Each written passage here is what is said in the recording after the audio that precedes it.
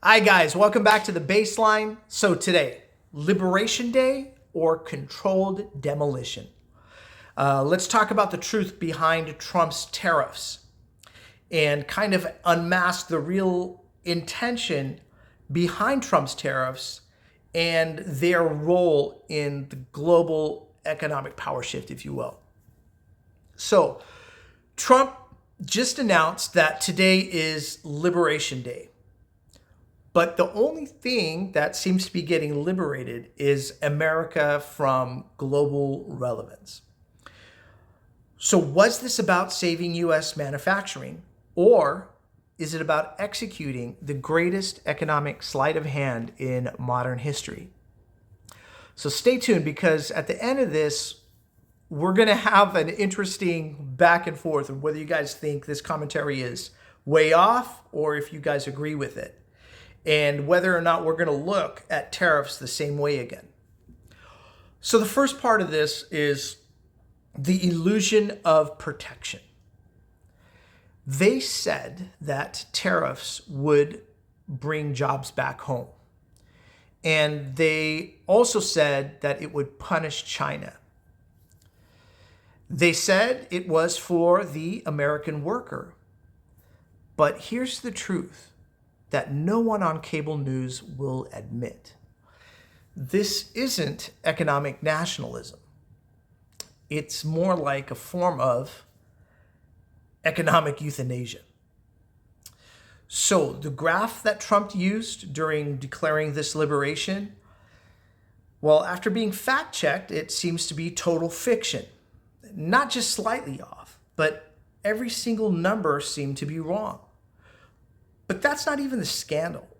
The scandal is ultimately, it doesn't matter, because this isn't about data, it's about design. It's a controlled demolition, if you will, a controlled demolition of American dominance. And it's being executed with a red hat and a smile. So the sales pitch versus the strategy. What are the three lies that we're talking about that's behind Liberation Day? So firstly, tariffs will bring back manufacturing. Well, this seems to be largely false right now, because you can't resurrect something that's already been cremated and burned to the ground. The US doesn't have the infrastructure, the workforce, or the wages to be able to compete with a country like China. This is the alternative, right? So unless we want Americans working 12-hour shifts for $3 an hour, well, that's not happening here. The American workforce would never put up with that type of a scenario. The other question becomes, tariffs hurt foreign countries? Well, not really, because if you think about who actually pays the tariffs, it's the American companies. And 50% of imports are actually internal. So it's kind of like Apple paying Apple, Walmart paying Walmart.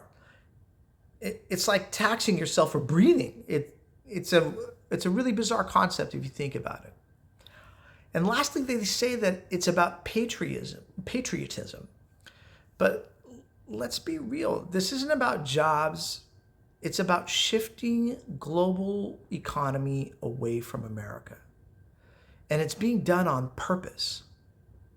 So ask yourself, what do you think?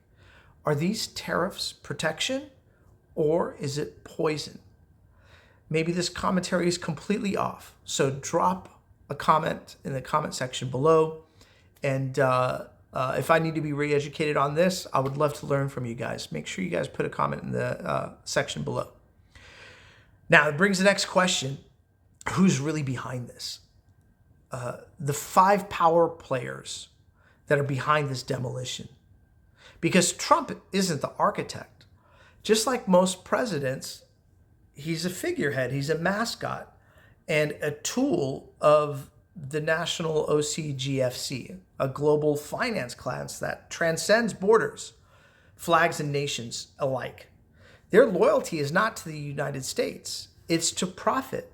Same as corporations, guys. Corporations' loyalty is not to the United States. It's to their shareholders and to be able to report massive gains in profit. So what have this financial class of people, what have they decided? They've decided, and it feels like this, in my view, that America is now expendable. So what's their plan? Well, it seems like their plan is to cut America out of the global supply chains. They seem to want to privatize everything. They bail out only the monopolies and starve out the small businesses and turn the U.S. economy in kind of a financial zombie corpse, if you will. It's serving global finance until the last drop is ultimately drained. So if you think this is too wild, if you think I'm completely way off, before you make a comment on that, Google the IMF playbook, the International Monetary Fund playbook. This is actually what they did to the global South for decades. Now they're doing it to us. And it seems like a big bait and switch of economics. So imagine this. Your house is on fire. And instead of water, the firefighters dump gasoline on it and say, this is liquid freedom. And that's what these tariffs seem to be. Prices are going to keep rising. Small businesses aren't going to be able to keep up with it. They're going to die off. And the biggest corporations, they're going to get bailed out. They're going to demand government subsidies. And they'll get it. So not only do you pay higher prices, you're going to pay their tariff bill too. So yes, you're paying twice. Once at the register and once through taxes. So this is not capitalism anymore. It's a form of fiscal cannibalism. So if this is Liberation Day, I don't know, man. It seems like something much worse is around the corner. Let me know what you guys think, and let's see if we can all kind of wake up together with this. So let's explain the concept of the controlled collapse or the controlled economic collapse of the United States. Maybe we can use this analogy, right? This is like removing a rotting limb, an arm or a leg, before gangrene spreads. The American economy as it stands, it's not sustainable. I mean, we're talking about trillions upon trillions of dollars in debt. It's not competitive. It doesn't seem to be very productive. And it's not built for carrying us into the future. Other countries seem to be passing us by when it comes to technology, infrastructure, productivity. So the real power brokers here probably decided, hey, let's cut off this limb before it infects the rest of our body.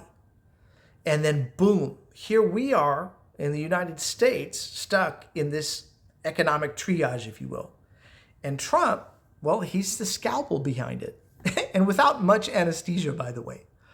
So are you surprised by this? Let me know. But maybe we shouldn't be, because every symptom we're seeing right now, whether you're on the right or the left, if we can put away our ideology, because it's not about being part of a team, right? If we could just see the symptoms for what they are, what are we seeing? We're seeing deindustrialization, job stagnation, massive inflation. And it's not failure, it's design. The world is being recentered around the global South, it seems. Africa, Latin America, Asia, these are where resources, labor, and birth rates are booming. And America, it's being treated like the old phone that you trade in for an upgrade. And that's not us. America, the United States, has always been the leader. We have to find a way back into that place by recognizing these symptoms now. And we're witnessing the rise of the global South and the financialization trap. So let's flip it. How should the rest of the world react? How must they react? Will the global South follow the West's path, or are they going to choose to forge a new one? Because we're already seeing countries like Canada and Mexico that are our neighbors that are seeking new trade negotiations with China, namely. And here's the danger, right? Financialization, that seductive, shiny, sugar-coated poison, it made billionaires who buy children off of TikTok. It's sick. It made overlords who outgun governments. It made elections meaningless, policies pointless, and governments powerless. So if the South doesn't reject this model, they'll just inherit the same disease we're dealing with right now here. So I would imagine a lot of the message to the leaders in the East that are coming from their citizenry is to say, learn from the West's mistakes. Don't let profit become your profit. So what now? Well, it doesn't seem like we can fix the elections. And the protests, even now, it seems like people are just being dragged off the street. There's no protection for freedom of speech anymore, especially when it comes to certain wars. So I guess all we're left with is fixing this by understanding the game that we're in and make an attempt to play it smarter. And I feel this is what we need to do. In my view, we need to educate ourselves beyond the mainstream media. I think strengthening our local economies and coming together a lot the way that Canada did in response to our tariffs, become unified and not so against each other, and build decentralized alternatives. Invest in real value and not financial fantasy. And most importantly, and I don't know how we can do this part, but holding private power accountable. These are the alternatives we're left with. And it's good if we could unite as the United States. So much of the media is designed to pin black against white, gay against straight, religion against religion. But what if we were unified in what we were trying to accomplish here? So maybe we were never really meant to hear this version of the story regarding tariffs. But now we have it, or at least a part of it. And what are we going to do with it? That ends up being our next question. So let me know what you guys think. Is this commentary way off? Or do you think this is a call to action for us as citizens to come together to really make a change in regards to the direction of the economy of the United States and us? Thanks again for watching The Baseline. I look forward to seeing you guys on the next episode, and we'll catch you in the next round. Cheers, everybody.